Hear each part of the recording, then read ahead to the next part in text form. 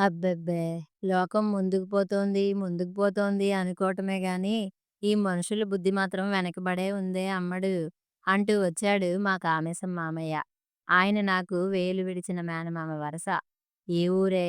ఏదో చిన్నపాటి గవర్నమెంట్ ఉద్యోగం. ఎక్కడెక్కడో చేసినా చివరికి సొంత ఊరు, సొంత ఇల్లు అని ఇక్కడికొచ్చి స్థిరపడ్డాడు. ఇద్దరు కూతుళ్ళు సలక్షణంగా కాపురాలు చేసుకుంటున్నారు. ఊళ్ళో ఉన్న ఏకైక బంధువునని ఆయనకి నేనంటే అభిమానం. రోజుకొక్కసారైనా మా ఇంటికి వస్తుంటాడు. ఆయన రావటాన్ని మా ఇంట్లో వాళ్ళందరూ ఇష్టపడతారు. ఎందుకంటే రాగానే మా పిల్లలిద్దరికీ చెప్పుకోండి చూద్దాం లాంటి చిక్కు ప్రశ్న వేసి, వాళ్ళు చెప్పలేక తికమక పడుతుంటే ఒక తుంటరి సమాధానంతో దాన్ని సాల్వ్ చేసి నవ్విస్తాడు. లేదా మా వాళ్ళే ఆయన చాదస్తంతో ఆడుకొని సంతోషిస్తుంటారు. ఆ తర్వాత తావలం తిప్పుకుంటూ కూర్చునే మా అత్తగారి దగ్గరికి వెళ్ళి కూర్చుంటాడు. ఆవిడ తనకొచ్చే నొప్పుల్ని రోజుకో రకంగా వెళ్ళబోసుకుంటుంటే సానుభూతిగా వింటున్నట్లు నటిస్తాడు. అవును. రోజూ అవే వినాల్సొస్తే ఎవరైనా ఏం చేస్తారు మరి? ఆ తర్వాత తనకు తెలిసిన గచ్చాకు, పుచ్చాకు ప్రకృతి వైద్యమేదో చెప్పి ఆవిడ్ని సంతుష్టిపరిచి లేస్తాడు. ఇక నేను, మా వారు మిగులుతాం. సాధారణంగా కామేశం మామయ్య వచ్చేది మేమిద్దరం తీరుబాటుగా ఉండే సమయమే అయ్యుంటుంది. మా పడక్కుర్చీ అంటే ఆయనకిష్టం. నే వాల్చిన ఆ పడక్కుర్చీలో హాయిగా వాలి తన వాక్ బాక్స్‌ని తెరుస్తాడు. టీవీ ఛానళ్లు రోజుకో అంశాన్ని వెతికి పట్టుకొని చర్చావేదిక నిర్వహిస్తున్నట్టు ఏదో ఓ టాపిక్‌ని సంభాషణలో చొప్పించి దాన్ని వీలైనంత విశ్లేషించి, చీల్చి చెండాడి చివరికి తనదైన విధానంలో దాన్ని ఎలా పరిష్కరించవచ్చో కూడా సునాయాసంగా చెప్పేస్తుంటాడు. మామయ్య మంచి మాటకారి. ఎదుటివారిని నొప్పించకుండా తన వాదనని ఒప్పించగల చతురత ఉన్నవాడు. కొద్దిగా పెద్దవాడే గాని యువకుడికి ఉండాల్సిన ఆదర్శ భావాలు కలవాడు. ఈ సమాజాన్ని పీడిస్తున్న రుగ్మతల్ని నిర్మూలించాలని, దురాచారాల్ని, దుర్మార్గాల్ని ఎదిరిస్తూ ఉద్యమాలు నడపాలని, విప్లవాలు లేవదీయాలని ఉద్రేకమైన పదజాలంతో మాటల ప్రవాహాన్ని ఉరికిస్తాడు. అదేమిటో ఆయన ఎంతసేపు మాట్లాడినా విసుగనిపించదు. మామయ్య చెప్పిందానికల్లా తలూపటానికి ఎప్పుడో ట్యూనయిపోయాం మేమిద్దరం. మరీ శ్రోతల్లా ఉండటం బావుండదని మధ్య మధ్య ఓ 2 మాటలు ఆయనతో ఏకీభవిస్తూ అంటుంటాం అంతే. మేమిద్దరమే కాక ఇక్కడ ఆయనకి ఇంకో అభిమాని కూడా ఉంది. మాణిక్యం. మా ఇంట్లో పనిచేసే మాణిక్యం. మొక్కలకి నీళ్లు పోస్తూనో, సందెవాకిలి ఊడ్చి ముగ్గు పెడుతూనో మామయ్య చెప్పే ఉపన్యాసాలు వింటూ ఉంటుంది. మీరు భలేగా మాట్లాడతారండి బాబూ అని మెచ్చుకుంటుంది. ఏదో అర్థమైపోయినట్టుగా మామయ్య గొప్పగా చూస్తాడు. ఈరోజు ఏమి విశేషాలు మోసుకొచ్చాడో అనుకుంటూ వరండాలోకి వచ్చాను.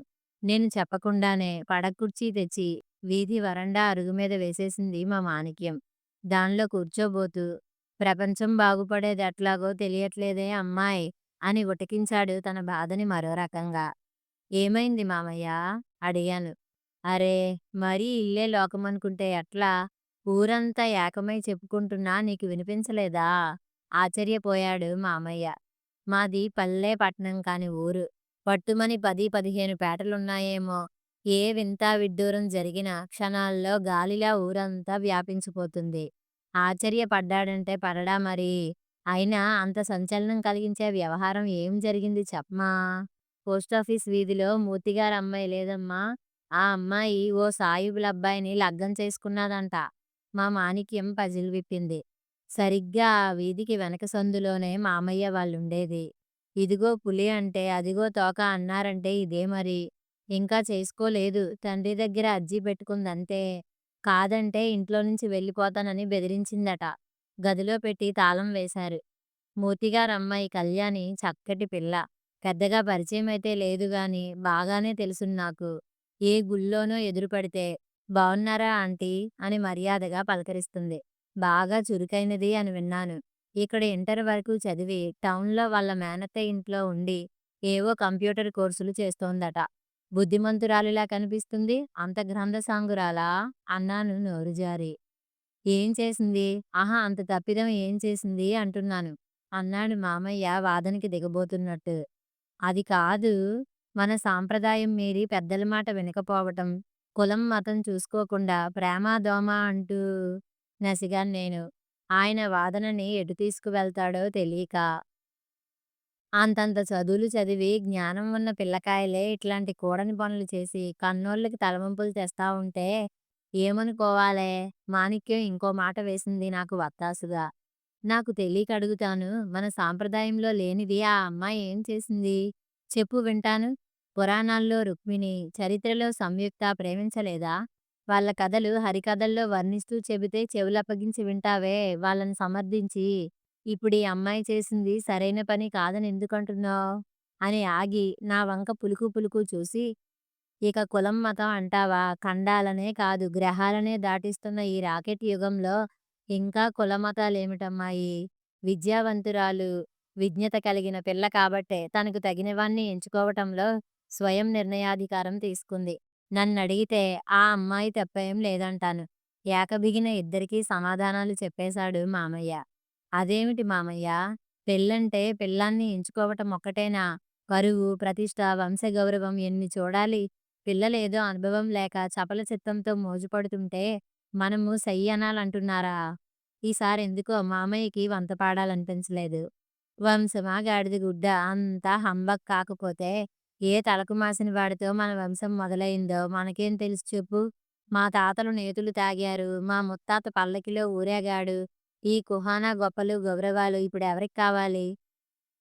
కాలానికి తగ్గట్టుగా పోవాలెప్పుడు అని నిట్టూర్చి, నన్నడిగితే ఆ తిరుగుళ్ళు, ఈ తిరుగుళ్ళు తిరక్కుండా సూటిగా, మర్యాదగా నా సరి జోడితను అని చెప్పినప్పుడు హాయిగా ఆశీర్వదించి తమ పెద్దరికం నిలుపుకోవటం మంచిదంటాను. మన మూర్ఖత్వం వదిలిపెట్టి వాళ్ళ అభిరుచుల్ని, ఆకాంక్షల్ని గౌరవించమంటాను. గట్టిగా తన అభిప్రాయం చెప్పేశాడు మామయ్య. అయితే ఆ పిల్ల పెద్దలు చేసేది పొరపాటంటారా బాబూ? భక్తిగా అడిగింది మాణిక్యం. అక్షరాల మనలో మన మాట కట్న కానుకలు ప్రసక్తి లేకుండా అల్లుడు దొరికితే ఎగిరి గంతెయ్యక అక్కర్లేని బెంకాలెందుకు చెప్పు ఆ మూర్తిగారికి హహహహ అంటూ నవ్వాడు మామయ్య. బాగా చెప్పారు బాబు ఆమోదించింది మాణిక్యం. నేను మాత్రం అవుననలేదు, కాదనలేదు. నిర్లిప్తంగా వింటుండిపోయాను. అవును మరి, నాకు ఎదుగుతున్న ఓ కూతురుంది. ఏమో ఎటుపోయి ఎటొచ్చినా అదిగో ఆ రోజు సమర్థించావుగా అనొచ్చును. అక్కడ్నించి కళ్యాణి ఇంట్లో జరుగుతున్న పరిణామం రోజుకో వార్తగా కామేశం మామయ్య కథనంతో మా ఇంట్లో విడుదలవుతోంది. విన్నావా? ఆ మూర్తి మేనల్లుడికి కబురు పెట్టాట. ఉన్న పళంగా బయలుదేరి రమ్మని. అతగాడు దుబాయ్‌లో దిక్కుమాలిన ఉద్యోగమేదో వెలగబెడుతున్నట్లే. నీకు తెలీదు గాని ఒకప్పుడు ఈ మేనల్లుడికి చదువు సంధ్య సరిగ్గా అబ్బట్లేదని వట్టి వాజమ్మ అంటూ చీత్కరించేవాడీ మూర్తి. ఇప్పుడా బడుద్దాయికే కాళ్ళు కడిగి కన్యాదానం చేస్తాట. అదేమి తండ్రమ్మా! కూతురు నిక్షేపం లాంటి ఇంజినీర్‌ని ప్రేమిస్తే అది కాదని ఎక్కడో దుబాయి నుంచి ఆ మెకానిక్‌ని రప్పించి మరీ కట్టబెట్టడమేమిటి చెప్పు? తండ్రినన్న అహంకారం కాకపోతే? బయట పడాలమ్మా! బయట పడాలి. ఆ అజ్ఞానం నుంచి, ఆ అవివేకం నుంచి బయట పడాలి. ఆ ఆవేశం మామయ్యది. మధ్యన ఆ అమ్మాయి బతుకు అద్దానమైపోతోంది గదా బాబూ! ఈ విచారం మాణిక్యానిది. ఆ మర్నాడు తిక్క మా బాగా కుదిరిందిలే అంటూ వచ్చాడు మామయ్య. టీ పెడుతున్నాను మా వారికి. మామయ్య గొంతు విని ఇంకో కప్పు కూడా ట్రేలో పెట్టుకొని వరండాలోకొచ్చాను. మా వారి క్వెషన్ మార్క్ మొహం చూసి గావును కేసు పూర్వాపరాలు విశదీకరిస్తూ ఎడ్యుకేట్ చేస్తున్నాడు మామయ్య. ఎవరికి మామయ్య తిక్క కుదిరింది? అని అడిగాను. ఇంకెవరికి? ఆ మూర్తికి. తను పిలవంగానే ఆఘమేఘాల మీద ఎగిరొచ్చి తాళి కట్టేస్తాడు మేనల్లుడు అనుకున్నాడు. వచ్చింది అల్లుడు కాదు చెల్లెలు. ముహూర్తం పెట్టించడానికి గాదు. మూటెంతిస్తావని బేరాలాడ్డానికి. మూడొంతుల ఆస్తి కొడుకు పేర రాసిస్తేనే పెళ్లి. లేకపోతే లేదు అందిట. ఎవరినో వలచి లేచెళ్ళిపోతానంటున్న పిల్లని పెళ్లాడాలంటే ఆ మాత్రం ఫైన్ పడుతుందందిట. కాళ్ళా వేళ్ళా పడినా లాభం లేకపోయిందిట. నెత్తిన చేతులు పెట్టి కూర్చున్నట్ట మూర్తి. ఇంతకీ ఇదంతా మీకు? మా వారి ఆరా. మా సుబ్రహ్మణ్యం లేడు? అతను నా చెవిన వేశాడులే. ఆ సుబ్రహ్మణ్యం మామయ్యకి స్నేహితుడు. ఆ మూర్తిగారికి దూరపు చుట్టం. నువ్వు చెప్పు అబ్బాయ్. నా అనుకున్నా, నా కులం అనుకున్నా ఒరిగిందేమిటి? ఇట్లా బొప్పి కట్టాకనైనా మేలుకోవద్దు. గాంధీగారేమన్నారు? మనిషి కోసం మతం కానీ, మతం కోసం మనిషి కాదన్నారు. అవునా? మనకి పుట్టిన పిల్లలు నయం. ఆ మాటలు పాటించి కులమతాల ఎల్లలు చెరిపేసి చేయి చేయి కలుపుతున్నారు. నువ్వెందుకయ్యా పాత బూజు పట్టుకు వేలాడ్డం? అంటాను నేను. నువ్వేమంటావ్? మామయ్య ప్రశ్న. మీరెప్పుడూ చిన్నవాళ్ళ పక్షానే ఉంటారు సుమా! మా వారి అటూ ఇటూ కాని జవాబు. దానికి చిరునవ్వొకటి జోడింపు. టీ తాగి లేచాడు మామయ్య. అవును. నేనెప్పుడు వాళ్ళ పార్టీనే. వాళ్ళ కోసం ఏం చేయడానికైనా సిద్ధం అంటూనే, అప్పుడే వస్తున్న మా పిల్లల్ని చూస్తూ చెయ్యి పైకెత్తి, పిల్లలు జిందాబాద్, వాళ్ళ ప్రేమలు జిందాబాద్ అంటూ నవ్వుతూ వెళ్ళిపోయాడు. మొక్కలకి నీళ్లు పోస్తున్న మాణిక్యం ఆ పని ఆపి ఆయనకేసి మంత్రముగ్ధురాలిలా చూస్తుండిపోయింది. ఆ తర్వాత మామయ్య ఓ వారం రోజుల పాటు ఊళ్ళో లేడు. పెన్షన్ పనేదో ఉండి సిటీకి వెళ్తున్నానని చెప్పాడు. వరుసగా 4 రోజుల పాటాయన కనబడకపోయేసరికి ఏదో వెలితి అనిపిస్తోంది. మా అత్తగారైతే, "ఏమిటోనే అమ్మాయ్! కాముడు లేకపోతే బయట ప్రపంచకం ఏమైపోతోందో గూడా తెలవట్లేదు" అని వాపోయారు. మామయ్య వచ్చి లోకాభిరామాయణంలా చెప్తుంటే వింటాను తప్ప ఊళ్ళో విషయాలు నాకంతగా పట్టవు. ఈసారి మాత్రం పాపం ఆ కళ్యాణి సంగతి ఏమైందో అనుకున్నాను 1, 2 సార్లు. హా! ఎంత చదువుకున్నా, ధైర్య సాహసాలు, తెలివితేటలు ఉన్నా ఆడపిల్ల ఎప్పుడో ఒకప్పుడు అబలే అవుతోంది. తన వాళ్ళే గదిలో పెట్టి బంధిస్తే ఏం చేయగలదు? ఆ రోజు సాయంత్రం పనిలోకొచ్చింది మాణిక్యం. మామూలుగా అయితే నూతి పళ్ళెంలో వేసిన అంట్ల దగ్గరికి సరాసరి వెళ్ళిపోతుంది. అలా కాక పొట్లపాదు దగ్గర కాయల చివర నేను రాళ్ళు కడుతుంటే అక్కడికొచ్చి నించుంది. ఏమిటే? ఆళ్ళొచ్చేసినారంటమ్మా గుసగుస. ఊళ్ళోకి తాలిబన్లు వచ్చేసారు అన్నంత ఎగ్జైట్‌మెంట్ దాని మొహంలో. ఎవరే? ఆళ్ళేనమ్మా. ఆ కళ్యాణమ్మ లవ్వాడిన అబ్బాయి. ఆ బాబు తన వాళ్ళందర్నీ వెంటేసుకొచ్చేసినాడంట. మూర్తిగారికి పాలు పోసే వెంకటమ్మ మా మాణిక్యానికి చిన్నత్త. చూసింది విశేషమైందైతే దాన్ని కడుపులో దాచుకునుండిపోగలమా చెప్పండి? మాణిక్యానికి చెప్పేసి ఆ వెంకటమ్మ బరువు దించేసుకుంది. మాణిక్యమేమో నాకు చెప్పడానికొచ్చేసింది. అది సంగతి. దాని భాషలో అది చెప్పిన సమాచారం నా భాషలో నాకర్థమయిందేమిటంటే, కళ్యాణి ప్రేమించిన అబ్బాయి తన పెద్దవాళ్ళతో సహా మూర్తిగారింటికి వచ్చాడు. అల్లరి చిల్లరి వాణ్ణి కాదని, మంచి పదవిలో ఉన్న వాణ్ణేనని, ప్రాణం కన్నా మిన్నగా కళ్యాణిని ప్రేమించానని, పువ్వుల్లో పెట్టి చూసుకుంటానని, పెళ్లి చేయమని వేడుకున్నాడు. వెంటొచ్చిన అతని కుటుంబ సభ్యులు కూడా ఎంతగానో నచ్చచెప్పారట. మన కడుపున పుట్టిన బిడ్డలు వాళ్ళు. వాళ్ళ సుఖ సంతోషాలే మనకు ఆనందం. మన ముసలి నమ్మకాలతో, అర్థంలేని కట్టుబాట్లతో మనసులు కలిసిన వారి కలలను కాలరాయటం న్యాయం కాదని రాజీపడి వచ్చాం. మీరు కూడా కాంప్రమైజ్ అయ్యి వాళ్ళని కలపండి అని ప్రాధేయపడ్డారట. ఇకనేం కథ సుఖాంతమన్నమాట అన్నాను ఉత్సాహంగా. అయ్యో! మీరొకరమ్మ. ఆ మూతిగారో పెడకొయ్య ససేమిరా కుదరదన్నాడట. ఆ పక్కింటాయన్ని, ఈ పక్కింటాయన్ని కేకేసి మరీ అది తప్పు, ఇట్లాంటి పొరపాటు పనికి ఎవరూ ఒప్పుకోరు అని చెప్పించినాడంట. ఒక్కసారి కళ్యాణమ్మని చూపించమంటే కూడా ఇనక నానా మాటలు అని వాళ్ళని వెళ్ళగొట్టినాడంట. అరెరే! ఆ సమయంలో మామయ్య గాని ఉండుంటే ఎంత బావుండేది. ఆ ఇరుగు పొరుగు పెద్ద మనుషుల్లా కాకుండా ఆ మూర్తిగారు ఎంత అజ్ఞానంలో, అంధకారంలో ఉన్నాడో తెలియజెప్పి, బుద్ధి చెప్పి దారికి తెచ్చుండేవాడు గదా! నొచ్చుకున్నాను. అవునండమ్మా! బాబు ఉంటే చానా బావుండేది. ఇంకేం చేస్తాం? అది నేను చాలా చాలా విచారిస్తూ ఉండిపోయాం. మిరపకాయలు దిష్టి తీసి పొయ్యిలో వేసినట్టు ఘాటైన వార్తతో ఊరు గుప్పుమంది. కళ్యాణి లేచిపోయిందంట. ఒకళ్ళని సిగ్గిలి చేసే ఇలాంటి కబుర్లు వినటానికే కాదు, చెప్పడానికి కూడా భలే ఇంట్రెస్టింగ్‌గా ఉంటాయి. దారిన పోతూ కూడా కేకేసి మరీ చెప్పిపోతున్నారు ఒకరొక్కరు ఒక్కొక్క వివరము. రాత్రి టౌన్ నుంచి వచ్చే చివరి బస్సుకి ఒక పిల్లగాడు దిగాడమ్మా. ఎర్రగా, ఎత్తసరిగా బాగా ఉన్నాడు. నాకప్పుడే అనుమానం వచ్చింది. తెలిసిన మొగమల్లె లేదే, ఎవరింటికా ఇంత రాత్రి దిగాడు అని. మా సందు చివర బాదం చెట్టు ఇంట్లో అద్దెకుండే ప్రసాదరావు కథనం. బస్టాండ్‌లో కిల్లీ కొట్టు అతనిది. ప్రప్రథమ రిపోర్ట్ అతనిదే. నిన్న అర్ధరాత్రి దాటిన తరువాత చూస్తే గదిలో ఉండాల్సిన కళ్యాణి గాయబ్. మరో ఉత్సాహవంతుడి సేకరణ. ఇక తరువాత నాకు మరి ఇంట్లోకి వెళ్ళే సంధియలేదు ఎవ్వరు.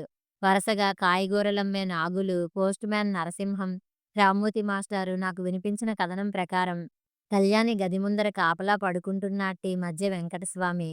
నిన్న అర్ధరాత్రి దాటిన తర్వాత ఎవరో గోడ దూకుతున్నారు అని కేకలు పెట్టాట. చూస్తే గదిలో కళ్యాణి లేదు. అలికిడైతే లేచాను. ఎవరో ఇద్దరు విరిగిన సందుల్లో కాళ్ళేసి గోడ ఎక్కుతుంటే చూశాను. నేను కేక వేయంగానే ప్రహరీ గోడ నుంచి ఒక్క దూకు దూకారవతలికి అని చెప్పాట. క్షణంలో ఎలర్టయ్యారు ఇంట్లో వాళ్ళు. ఊళ్ళో మూర్తిగారి బలగం ఎక్కువే. నలుగురు బావమరుదులు, పనివాళ్ళు కొందరు ఓ 10 మంది దాకా కర్రలు, టార్చిలైట్లు పట్టుకొని ఇల్లు ఇల్లు, సందు సందు గాలించడం ఆరంభించారు. బస్టాండ్‌లోనూ, రైలు స్టేషన్‌లోనూ చూడమని తెలిసిన వాళ్ళకి ఫోన్ చేసి కనిపిస్తే వదలవద్దని హెచ్చరించారు. ఊళ్ళోంచి వెళ్ళే ప్రతి రహదారి ముందర మనుషుల్ని కాపలా ఉంచారు. అయినా వాళ్ళు దొరకలేదు. ఎలా మాయమయ్యారో తెలీలేదు. అరే! అంత బందోబస్తు చేసినా ఒకరి కల్లా పడకుండా ఎలా తప్పించుకున్నారంటారు? ఆశ్చర్యంగా ఉంది కదూ! ఇందాకటి నుంచి విన్నది విన్నట్టుగా వీలైనప్పుడల్లా లోపలికొచ్చి పేపర్ చదువుకుంటున్న మా వారి చెవిలో ఊతున్నాను. టీవీ చూస్తున్న వాణ్ణి బలవంతాన బుర్రకథ వినమన్నంత చేదుగా వింటున్నారాయన. అయినా సరే, నేనాయన విసుగు పట్టించుకోదలుచుకోలేదు. ఏం చేయను? మామయ్య లేరు. మాణిక్యం కూడా నిన్నట్నుంచి పని ఎగ్గొట్టింది. ఎవరికీ చెప్పకుండా ఉండలేకపోతున్నాను మరి. అవును. ఎవరికీ కనిపించకపోతే అది విచిత్రమే. కానీ వాళ్ళు నా కళ్ళబడ్డారు. అన్నది మావారు కాదు. వెనక్కి తిరిగి చూశాను. గుమ్మంలో మామయ్య. మామయ్య మీరా? అన్నాను సంభ్రమంగా. పొద్దుట్నుంచీ సంజయుడిగాక మరెవరినుంచో భారత యుద్ధం వింటున్నట్టు అసంతృప్తి ఫీలింగ్. ఆయన్ని చూడగానే ఎగిరిపోయింది. ఊర్నించెప్పుడొచ్చారు? మీరనేదేమిటి? అయోమయం నాకు. రాత్రే వచ్చాలే. ఆ కళ్యాణి, ఆ ముస్లిం కుర్రాడు దాక్కోడానికి ముందు తట్టింది మా తలుపే అన్నాడు మామయ్య గంభీరంగా. అవునా! పోన్లే పాపం భద్రమైన చోటుకే చేరారు. మిగతాది చెప్పమన్నట్టు చూశాను. తక్షణం ఇక్కడ్నుంచి వెళ్ళిపోండన్నాను. ఆలస్యం చేస్తే వాళ్ళని పిలిచి అప్పగించేస్తానన్నాను. వెళ్ళిపోయారు. స్టన్నయిపోయాను. మామయ్యేనా ఈయన? అవునమ్మా! లేనిపోని తంటసం మనకెందుకు చెప్పు. ఇద్దరు పెద్దలు తక్కువైన వాళ్ళు కాదు. మంది, మార్బలం, ఆస్తి, అంతస్తు ఉన్నవాళ్ళు. 2 ఆంబోతుల పొట్లాట మధ్యకి వెళ్ళిన లేగదూడ నలిగిపోయిందని వీళ్ళకి ఆశ్రయం ఇచ్చి నేనెందుకు నిష్ఠూరపడాలి? అందుకే ఆ తర్వాత వాళ్ళేమయ్యారో నాకు తెలీదు. షాక్ తగిలింది నాకు. మర్నాడొచ్చింది మాణిక్యం. మామయ్య కూడా అప్పుడిక్కడే ఉన్నాడు. దాన్ని చూడగానే పరమానందమయింది నాకు. ఊళ్ళో వాళ్ళ గురించి గరం గరం చర్చలు జరిగే వేళల్లో మాకు ముఖ్యమైన పార్ట్నర్ అదే గదా! సరిగ్గా ఇప్పుడే పెట్టావు నాగా ఒక్క రోజులో ఎంత వింత విడ్డూరం జరిగిపోయిందో తెలుసా నీకు? అన్నాను. మీ చిత్రం తరువాత చెబుదురు. మీరులిక్కిపడే మాట నేను చెబుతా వినుకోండి అంది మాణిక్యం చిరునవ్వుతో. అందరం దానికేసి తిరిగాం. అటూ ఇటూ పారా జూసి స్వరం తగ్గించింది మాణిక్యం. మొన్న రాత్రి కళ్యాణమ్మ, ఆ సాయిబులబ్బాయి మా ఇంటికొచ్చారు. ఆ! నోళ్లు తెరిచేశాం నెమ్మదిగా. మా ఇంటికంటే మా ఇంటికి గాదు, మా చిన్నత్త వెంకటమ్మ లేదు ఆళ్ళింటికొచ్చారు. ఉలుకు పలుకు లేదు మా దగ్గర. మరోసారి చుట్టూరా చూసి ప్రారంభించింది మాణిక్యం. మా చిన్నత్త కూతురికి నొప్పులొస్తున్నాయని సాయానికి రమ్మంటే పనికి నాగా పట్టి వెళ్ళాను. ఆ రాత్రి వాళ్ళింట్లోనే పడుకున్నాను. ఓ రాత్రి వేళ నక్కుతూ నక్కుతూ వచ్చారిద్దరూ. వాళ్ళ వెనకమాలే తరుముతూ మనుషులొస్తున్నారట. దన్నాలెడుతూ సాగిలపడ్డారిద్దరూ మీరే దిక్కని. మా అత్త భయం పడ్డది. పెద్దోళ్ళ యవ్వారం అని. తలగొడతారా ఏమి? అది సూద్దాంలే అత్తా అని నేనే ఒప్పించినాను. మా మరిది నాకు సయ్యనినాడు. వాళ్ళ స్నేహితుడినడిగి గూడు రిక్షా తెచ్చినాడు. దానికి 2 పక్కలా తెరలు కట్టినాము. మధ్యన కళ్యాణమ్మని కూర్చోపెట్టి, ఒక పక్క సూలింతరాలు, రెండో పక్క నేను ఆ అమ్మను కప్పుతూ కూర్చున్నాం. వెనక మా అత్త నడిచింది. ఆ సాయిబులబ్బాయికి పాగా చుట్టినాం. పాత చొక్కా తొడిగినాం. మా మరిది మోపెడ్ మీద వెనకని కూర్చుండబెట్టుకొని బయలెళ్ళినాం. ఈళ్ళని వెతికేటోళ్ళొచ్చినారు గాని, మా ఆడబొట్టి మూలుగులు, మా మగవాళ్ళ సమాధానాలు నమ్మినారు. మరిక మా జోలికి రాలేదు. సరాసరి పట్నం పోయినాం. ఆళ్ళని రిజిస్ట్రాఫీస్‌కి, మా ఆడబిడ్డని ఆస్పత్రికి చేర్చినాం. సాయంత్రం లోపల ఆళ్ళిద్దరికీ పెళ్ళయింది. మా ఆడబిడ్డ మగబిడ్డని భూమి మీదకి వదిలింది. అంతా సుఖంగున్నారు. రాత్రే మా ఆడబిడ్డని, దాని బిడ్డని తీసుకొని ఇంటికి వచ్చేసినాం. ముగించింది మాణిక్యం. రూపు కట్టిన ఓ అద్భుతాన్ని చూస్తున్నట్టు రెప్పవాల్చడం మర్చిపోయి చూశాను మాణిక్యాన్ని. కుచ్చిళ్లు దోపి అతి సామాన్యురాలిలా నుంచున్న ఈ మనిషికి ఎంతటి ఇన్స్పిరేషన్ లేకపోతే ఇంతటి అసాధ్యాన్ని సాధించగలుగుతుంది? ఇంత తెలివి, ఇంత ధైర్యం నీకెలా వచ్చిందే? మాణిక్యం మా కామేశం మామయ్యకేసి తిరిగింది. 2 చేతులు జోడించి నుదుటికి తాకించుకుంది. ఈయనేనమ్మా నా గురువు. కథ సమాప్తం.